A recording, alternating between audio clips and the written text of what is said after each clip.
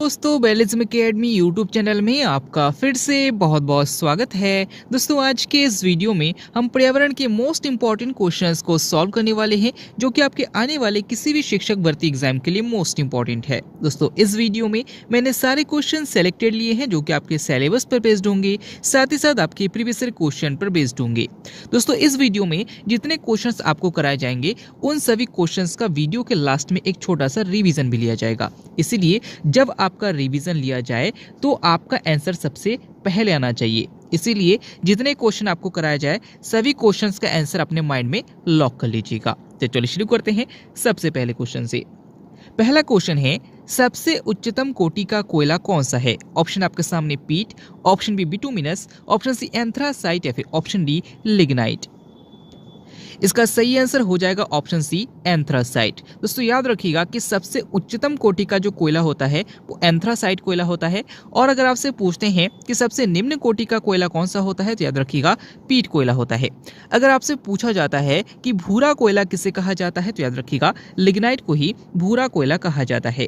अगला क्वेश्चन, भारत के पहले लोकसभा अध्यक्ष कौन थे? ऑप्शन आपके सामने सुकुमार सेन, ऑप्शन बी कल्याण सुंदरम, ऑप्शन सी मीरा कुमार या फिर ऑप्शन डी जीवी मावलंकर। इसका सही आंसर हो जाएगा ऑप्शन डी जीवी मावलंकर। दोस्तों याद रखिएगा कि भारत के पहले लोकसभा अध्यक्ष जो थे वो जीवी मावलंकर थे। अगर आपसे पूछा जाता है कि लोकसभा की पहली महिला स्पीकर कौन थी तो मीरा कुमार थी। अगर आपसे पूछा जाता है कि भारत के पहले चुनाव आयुक्त कौन थे तो सुकुमार सेन थे। और अगर आपसे पूछते हैं कि भारत के दूसरे चुनाव आयुक्त कौन थे तो याद रखिएगा कल्याण सुंदरम थे। अगला क्वेश्चन, समान सिविल संहिता संविधान के किस अनुच्छेद में है? ऑप्शन आपके सामने अनुच्छेद 40, ऑप्शन बी अनुच्छेद 44, ऑप्शन सी अनुच्छेद 45 या फिर ऑप्शन डी अनुच्छेद 47। इसका सही आंसर हो जाएगा ऑप्शन बी अनुच्छेद 44। दोस्तों याद रखिए कि समान सिविल संहिता का प्रावधान भारतीय संविधान के अनुच्छेद 44 में है। अगर आपसे पूछा जाता है कि कौन सा अनुच्छेद पंचायती राज व्यवस्था से संबंधित है तो याद रखिएगा अनुच्छेद 40 है। अगला क्वेश्चन, कोशिकीय ईंधन किसे कहा जाता है? ऑप्शन आपके सामने glucose, option B fructose, option C maltose या फिर ऑप्शन डी सेलुलोज। इसका सही आंसर हो जाएगा ऑप्शन ए ग्लूकोज। दोस्तों जब हमारे बॉडी में श्वसन क्रिया होती है तो क्या होता है कि ग्लूकोज की क्रिया ऑक्सीजन से होती है और यानी कि हम कह सकते हैं कि ग्लूकोज का ऑक्सीकरण होता है और इस प्रकार से हमारी बॉडी में ऊर्जा मुक्त होती है यानी कि एनर्जी मुक्त होती है। और याद रखिएगा कि इसीलिए ग्लूकोज को कोशिकीय ईंधन कहा जाता है। अगर आपसे पूछा जाता है कि रक्त शर्करा किसे कहा जाता है तो याद रखिएगा ग्लूकोज को ही रक्त शर्करा कहा जाता है। अगर आपसे पूछा जाता है कि फलों की शर्करा किसे कहा जाता है तो फ्रक्टोज को कहा जाता है। एशिया का नोबेल पुरस्कार किसे कहा जाता है? ऑप्शन आपके सामने Bharat Ratna, option B man Booker पुरस्कार, ऑप्शन सी कलिंग पुरस्कार या फिर ऑप्शन डी रैमन मैग्सेसे पुरस्कार। इसका सही आंसर हो जाएगा ऑप्शन डी रैमन मैग्सेसे पुरस्कार। दोस्तों याद रखिए कि एशिया का नोबेल पुरस्कार रैमन मैग्सेसे पुरस्कार को कहा जाता है। अगर आपसे पूछा जाता है कि रैमन मैग्सेसे पुरस्कार पाने वाले पहले भारतीय कौन थे तो याद रखिएगा विनोबा भावे थे।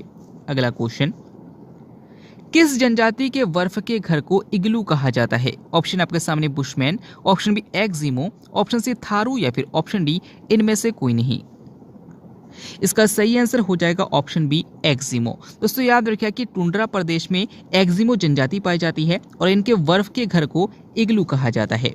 अगला क्वेश्चन, कोशिका का परिवहन अंग किसे कहा जाता है? ऑप्शन आपके सामने lysosome, option B mitochondria, option C Golgi कॉय या फिर ऑप्शन डी राइबोसोम। इसका सही आंसर हो जाएगा ऑप्शन सी गोल्जी काय। दोस्तों याद रखिए कि कोशिका का परिवहन अंग यानी कि ट्रैफिक पुलिस गोल्जी काय को कहा जाता है। अगर आपसे पूछा जाता है कि कोशिका का पावर हाउस किसे कहा जाता है तो माइटोकॉन्ड्रिया को कहा जाता है। अगर आपसे पूछा जाता है कि कोशिका का प्रोटीन फैक्ट्री किसे कहा जाता है तो राइबोसोम को कहा जाता है। और अगर आपसे पूछा जाता है कि कोशिका की आत्महत्या की थैली किसे कहा जाता है तो लाइसोसोम को कहा जाता है। अगला क्वेश्चन, जापान में संसद को क्या कहा जाता है? ऑप्शन आपके सामने Congress, option B Duma, option C Diet या फिर ऑप्शन डी संसद। इसका सही आंसर हो जाएगा ऑप्शन सी डाइट। दोस्तों याद रखिए कि जापान में संसद को डाइट कहा जाता है, अमेरिका में संसद को कांग्रेस कहा जाता है, रूस में संसद को ड्यूमा कहा जाता है और भारत में संसद ही कहा जाता है।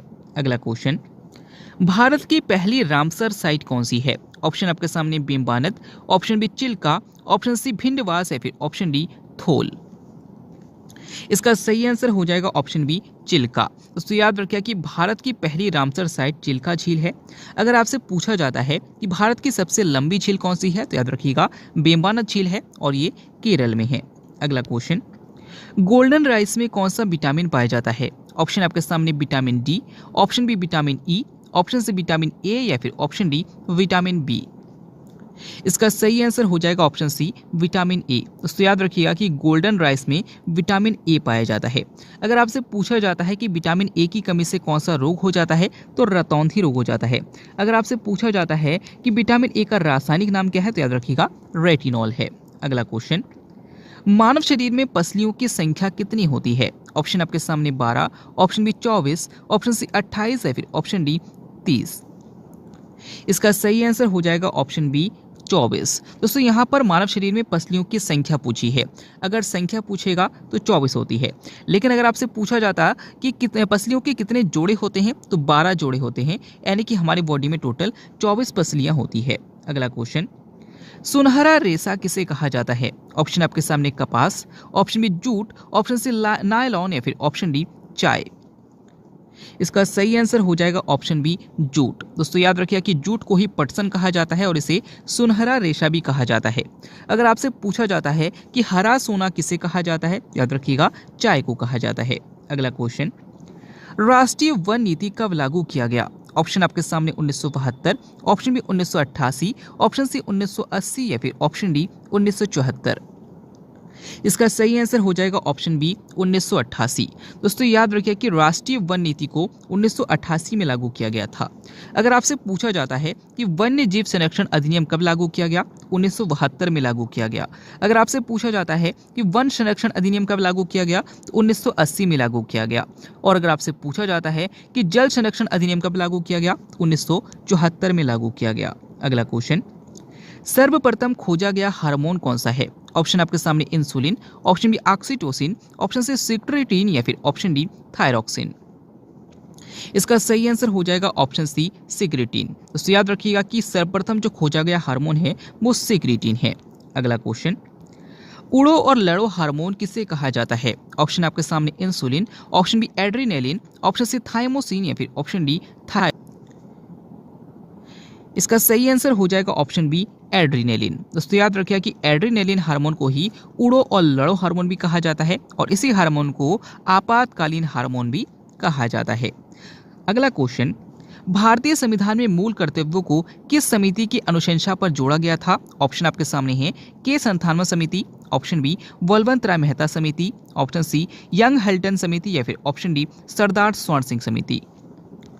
इसका सही आंसर हो जाएगा ऑप्शन डी सरदार स्वर्ण सिंह समिति। दोस्तों याद रखिएगा कि हमारा जो मूल संविधान था, मूल संविधान में मूल कर्तव्यों का वर्णन नहीं था, लेकिन एक संविधान संशोधन जो कि 42वां संविधान संशोधन जो कि 1976 में हुआ था, इसके तहत याद रखिएगा कि सरदार स्वर्ण सिंह समिति की अनुशंसा पर भारतीय संविधान के भाग 4 का अनुच्छेद 51 का के अंतर्गत 10 मूल कर्तव्यों को जोड़ा गया था, जो कि वर्तमान में इनकी संख्या 11 है।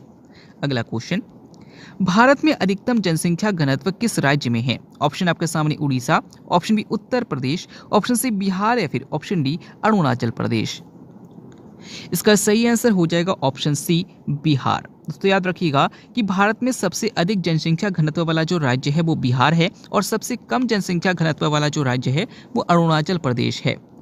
दोस्तों अब जितने क्वेश्चंस को हमने सॉल्व किया है उन सभी क्वेश्चंस का रिवीजन करने वाले हैं, तो चलिए शुरू करते हैं रिवीजन को। पहले मैंने आपसे क्वेश्चन पूछा था कि राष्ट्रीय वन नीति को कब लागू किया गया था, तो 1988 में लागू किया गया था। सर्वप्रथम खोजा गया हार्मोन कौन सा है, तो सिक्रेटिन है। सुनहरा रेशा किसे कहा जाता है, जूट को कहा जाता है। उड़ो और लड़ो हार्मोन किसे कहा जाता है, तो मैंने आपको बताया था एड्रेनालिन हार्मोन को कहा जाता है। अगला क्वेश्चन, मानव शरीर में पसलियों की संख्या कितनी होती है, तो मैंने आपको बताया था टोटल 24 होती है। आगे देखते हैं अगला क्वेश्चन मैंने आपसे पूछा था कि कोशिकीय ईंधन किसे कहा जाता है, तो ग्लूकोज को कहा जाता है। अगला पूछा था कि नाक द्वारा छोड़ी गई हवा में कार्बन डाइऑक्साइड की मात्रा कितनी होती है। फिलहाल मैंने इस क्वेश्चन को आपको नहीं कराया, लेकिन याद रखिएगा कि हमारे नाक द्वारा जो छोड़ी गई हवा होती है उसमें कार्बन डाइऑक्साइड की मात्रा सिर्फ 4% होती है। अगला क्वेश्चन मैंने पूछा था कि अग्न्याशय की बीटा कोशिकाओं से कौन सा हार्मोन निकलता है, तो इंसुलिन हार्मोन निकलता है। अगला क्वेश्चन पूछा था कि भारतीय संविधान में मूल कर्तव्यों को किस समिति की अनुशंसा पर जोड़ा गया था, तो सरदार स्वर्ण सिंह समिति की अनुशंसा पर जोड़ा गया था। आगे पूछा गया था कि भारत के पहले लोकसभा अध्यक्ष कौन थे, तो जीवी मावलंकर थे। अगला क्वेश्चन था सबसे उच्चतम कोटि का कोयला कौन सा है, तो एंथ्रासाइट कोयला है। भारत में अधिकतम जनसंख्या घनत्व वाला राज्य कौन सा है, तो बिहार है। अगला क्वेश्चन समान सिविल संहिता संविधान के किस अनुच्छेद में है, अनुच्छेद 44 में है। और सबसे नीचे है गोल्डन राइस में कौन सा विटामिन पाया जाता है, तो विटामिन ए पाया जाता है। आगे आपसे पूछा गया था कि भारत की पहली रामसर साइट्स कौन सी है, तो चिल्का झील है। जापान के संसद को क्या कहा जाता है, डाइट कहा जाता है।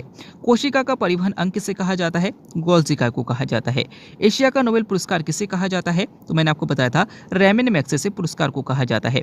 और सबसे लास्ट क्वेश्चन जिसका आंसर आपको हमें कमेंट के द्वारा बताना है, क्वेश्चन है किस जनजाति के बर्फ के घर को इग्लू कहा जाता है। दोस्तों इस क्वेश्चन का आंसर आपको कमेंट में बताना है। आज का वीडियो आपको कैसा लगा कमेंट बॉक्स में जरूर बताइएगा। साथ ही साथ अगर आप टेलीग्राम ग्रुप को ज्वाइन करना चाहते हैं तो डिस्क्रिप्शन में लिंक दिया गया है, वहां से आप ज्वाइन कर सकते हैं। अगर वीडियो अच्छा लगा तो वीडियो को लाइक कीजिएगा, चैनल को सब्सक्राइब कीजिएगा, अपने दोस्तों को शेयर जरूर कीजिएगा। मिलते हैं अगले वीडियो में, तब तक के लिए देखते रहिए, सीखते रहिए।